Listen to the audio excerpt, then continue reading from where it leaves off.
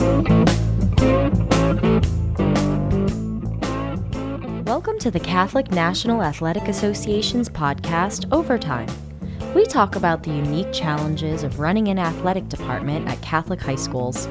We also feature athletic directors from around the country and identify best practices for successful high school athletic departments. If you would like to submit a question or suggest a topic idea for the podcast, please email info@thecnaa.org. That's info@thecnaa.org. info@thecnaa.org.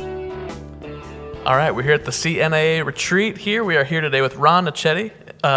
He's the executive director of the California Interscholastic Federation, the CIF. It's his first year as the CIF executive director, and Ron is already doing a great job running one of the largest high school athletic associations in the country. We're extremely grateful that you took the time out of your schedule to speak with us today. Mr. Nocetti is talking about current issues in education-based athletics and considerations schools should make around this topic. Obviously, current issues in education-based athletics are facts that Catholic athletic departments need to consider.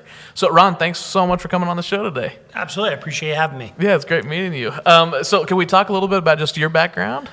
Sure. It's no secret I was raised in Catholic schools. From the time I was in elementary school and went to a high school in San Francisco and the Catholic University, and then worked in Catholic schools at Sacred Heart Cathedral in San Francisco and Jesuit High School in Sacramento. Oh, great! And that was my experience until I got to the CIF. And something that's also given me a unique perspective at the CIF is I've had two daughters that have gone through the public school system. So I've had the experience as a parent from the public school side, and what are some of the differences, what are some of the benefits, some of the challenges. So it's given me a unique perspective to do what I do today. Yeah, that's amazing. So can you take me through some of your thoughts about issues in education-based athletics? I think just the idea of getting people to wrap their heads around the fact that what we do with our 1,600 plus member schools, and we have over 835,000 student athletes, 65,000 coaches, is it has to center around the educational philosophy of our member schools. Yeah. And I think that's what sets us apart from other youth sports programs, which can be great programs, but it's not education-based athletics. There's not always the teaching that goes along with it outside of off the court, out of the pool. And so I think we always have to bring it back to that philosophy of what are we doing that makes it work for high school campuses. Yeah, and you're talking about student athletes, meaning and student being the imperative word there for you. Absolutely. It's academics first, and we know sports are an important part of a student's life, but there has to be that balance, and not just academics, but you have to remember these are anywhere from 14 to 18-year-old young men and women who want to just be kids too. Yeah. And, maybe they don't want to play sports, 24/7, 365, and yet there's that push for that almighty scholarship. Mm-hmm. And I think we're missing a lot by pushing them in that direction nonstop, and specialization and other things like that. So you obviously have a big heart for this issue. I think you've been in this job now for a year.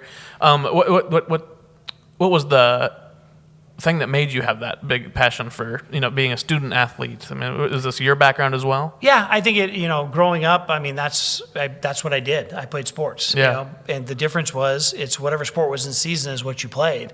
And I think this is a personal philosophy, no data to prove it. Mm-hmm. But I think that's also why we see so many parents today get wrapped up in what's going on, because I think everyone's put all their eggs in one basket.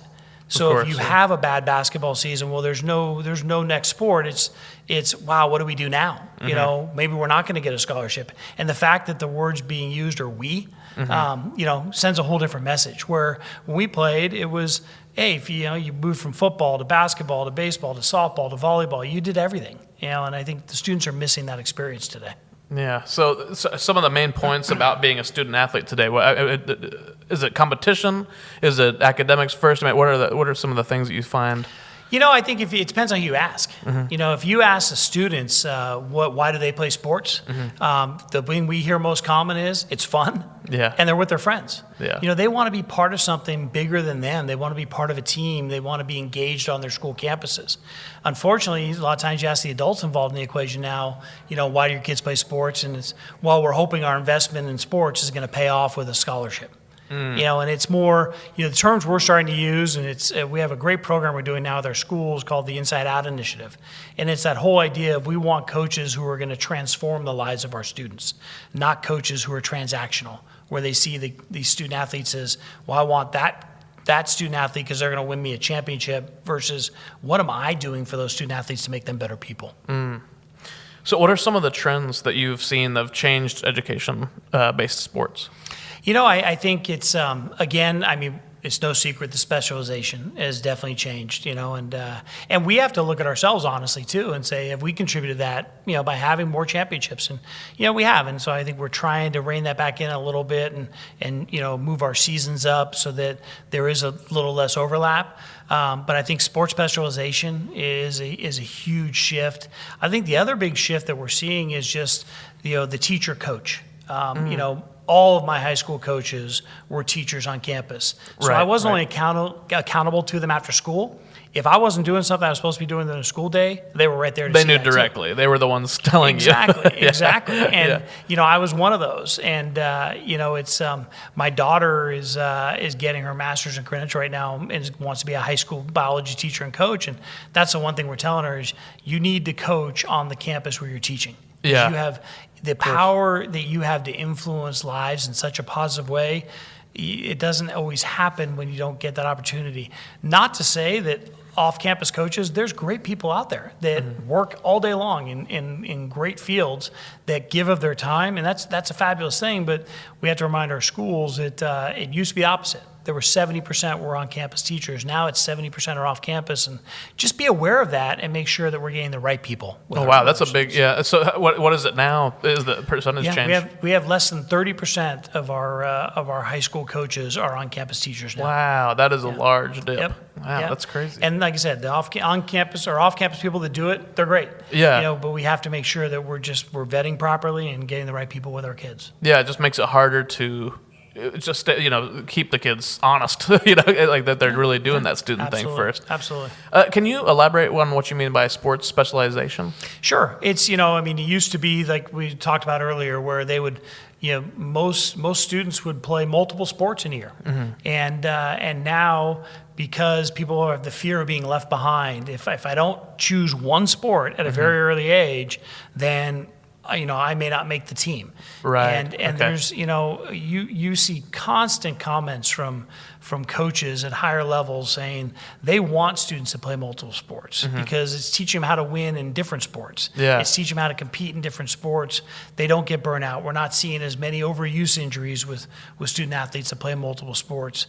And our philosophy has always been that it's who wants to play the sport. If you have someone that just is that dedicated, and that's what they love, and that's what they're passionate about, and that's what they want to do, well, then, that can be a little healthier. But if it's the adults in their lives that are being the ones to push them to do that, whether they think it's right or wrong, but the only way you're going to get to be a starter on the varsity or get a college scholarship is to specialize, I would hope people start to look twice at that. Yeah, so why do you want them to take a second look? What are some of the negatives that come from that specialization? Well, I think they miss out.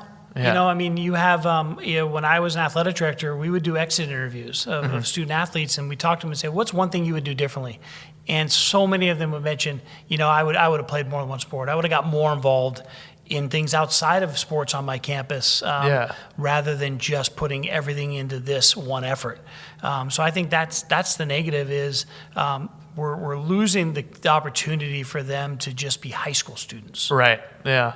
So what are some of the positives of trying different things? What do you take from that? What can students take from that? I think you never know. You don't know until you try it what you're going to be good at. And one thing we always hear is, if you haven't tried it before, you're in 6th, 7th grade, well, I'm sorry, that's too late. Right. I've seen experiences with my own children, where we thought they were going to play one sport, and then I had one child that was a volleyball player and played basketball, and all of a sudden she started playing water polo.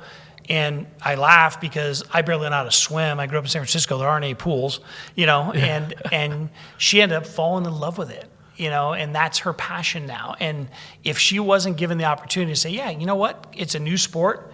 You're in the 7th, 8th grade. Give it a shot. Yeah, see what you think. And now this is what she loves. And she never would have had that chance if it would have been, sorry, we've already invested too much time and money in volleyball, so that's what you're sticking with. Right, yeah. So we talked about the changing trends, one of which was specialization, one was the on-campus teachers. There were coaches.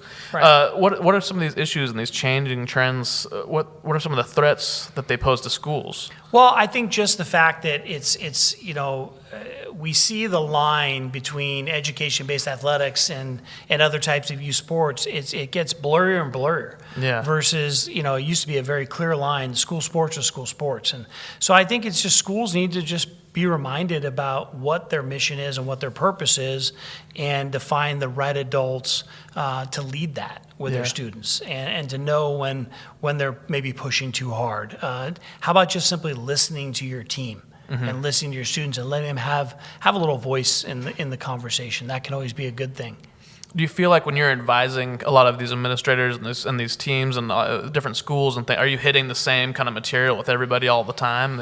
I think so. I think we're trying to put a consistent message out there that it's about engaging our students in something. Yeah. Whether it's sports, music, drama, speech and debate, it's about finding what interests them and engaging them.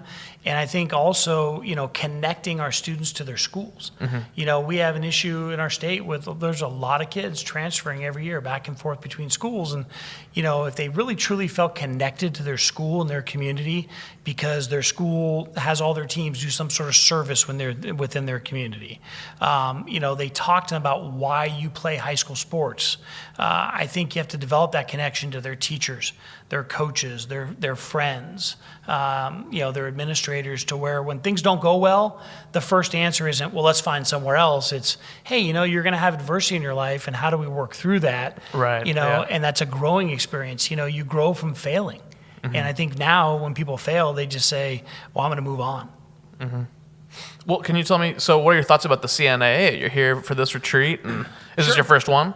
No, I've been to several since. I think I've been to everyone since I started. I've known Leo Lopos, who started this for many years, and he's always been nice enough to ask us to attend. And we've always said, and what we do, and Roger Blake, our executive director before me, always said that any organization that is involved in education-based athletics, whether it's an individual school, a league, a coaches association, or something like this association, if they ask us to come speak, we'll be there. Yeah. The more we can get out in front of our membership, so they get to see that we're not just the people behind the scenes that tell people they can't play or they can't do this, but that we're actual people who are passionate about this, about what we do. Right. Yeah. What is the CNAA doing well?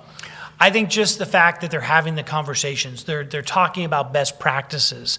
They're getting, anytime you can get athletic administrators in a room to talk about high school sports and education-based athletics and what they need to do better. And to also celebrate what they do well. That's always a good thing. I mean, just the camaraderie it develops. It's nice to see people. When I was in that room, you see rival schools sitting at the same table. Yeah. It's great to develop those relationships. So when something maybe does go wrong at a game, you know the person. And so I think that always is helpful. There's not assumptions about what they are. You actually know them. Yeah, that's huge. I think that goes across industries. It goes across any fears people have. It's meeting the person behind it often will change the game. Absolutely. How can the CNAA partner with state associations like yours to help make student and staff experiences better? Sure, I think they're doing it right now by sharing with us their issues that they have and talking through those issues. And when new bylaws go into place, we need to hear from all our different communities. Like I said, we have 1,600 member schools. Yeah. Our private schools, our Christian schools, our Catholic schools, our religious-based schools make up 25% of our population of schools. So they need to be part of the conversation, and they need to share with us their thoughts and where they want this organization to head as well.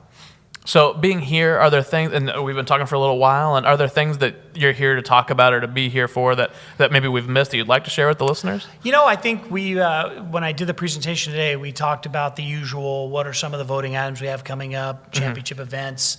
I think one of the biggest things we're battling is being able to attract and retain officials, sports officials. Because the fact is, the way they're treated by fans and by parents at games, and frankly, sometimes even by our own coaches and players, it's just not acceptable. It has no place, and it goes back to the whole idea of this is education-based athletics. And just because you buy a ticket to come in doesn't mean it's a professional sporting event where you can act and say and do whatever you want. Sure. And so I think our schools, we're hoping to get our schools to take a more active role in educating our communities about what it means to be a sport parent. Yeah. And basically just supporting your kids, your coaches, your teams. And, it's, I'll tell you, I'm at games now, and it just baffles me that how inappropriate adults act. And then, if their children would act like that at home, they would ground them. Right. And to be honest, that's kind of the point we've gotten to, where we're asking our schools, you're going to start grounding parents. When they don't act the right way at games, they're not going to be invited back. And the schools have every right to do that. Say who can come watch the games on their campus. That sounds like it might be some treacherous territory. It is. It's absolutely hard, but it's what we do. Yeah. We went through, we talked about, we laughed, is that's being present. Yeah. And being near student sections and being near parents makes all the difference in the world. And our schools, a lot of times we go to games and they're spread so thin and they're doing so much on their campuses that we need to help provide resources for some strategies on how to be more present and to put some rules in place so that when they go up to a parent and say, you're going to have to leave, I'm sorry, but this is a CIF rule. We have no choice but to enforce this rule. And so we want to be able to give them that. Yeah. That's really interesting. I like thinking about that. That's a hard issue to deal with, and kind of molding the parents as well. But I think it brings it all back to what you said originally, which is that they're student athletes. So it's education based. So right. Obviously there's an argument to be made of, well, if they really were to get a job in the NFL or the NBA or something like that, maybe you're educating them towards more realistic situations. But I think the point is, it's not that, though. It's still students. It's still education-based sports. Right. And so I think it's kind of cool that you're doing that. It's got to be difficult work. Oh, there's no question. And when we get to our state championships, we're talking about the best officials in the state of California. They're really, really good. Yeah. And what's always funny to watch is every call they make, there's 50% of the crowd thinks it's wrong. Yeah. And they can't be wrong all the time. No. In fact, when you look at the video and film, they're right most of the time. Yeah. Are they going to make mistakes? Absolutely. Of course. We tell our coaches, when I was coaching, I made so many mistakes in the course of every game, putting the wrong sub in at the wrong time, calling the wrong play, just like officials make mistakes. That's sports. It's a business where, in a lot of our sports, take baseball, for example, you fail 7 times out of 10, you're a huge success. Yeah, totally. We're going to make mistakes. Yeah, I always laugh about that batting average thing. Yeah, it doesn't seem like any job has that kind of absolutely those kind of numbers. Exactly. No, that's great. Well, hey, thank you so much for taking the time to speak with us today. That's been Ron Nocetti, the Executive Director at the State CIF office here in California. Well, thanks for having me. Yeah, thanks, man. Thanks for listening to today's episode of the CNAA Podcast Overtime. Stay tuned for more episodes each month featuring best practices for managing high school athletic programs at Catholic schools. If you have questions or topic suggestions for the show, please email info@thecnaa.org. That's info@thecnaa.org. And let us know what you think.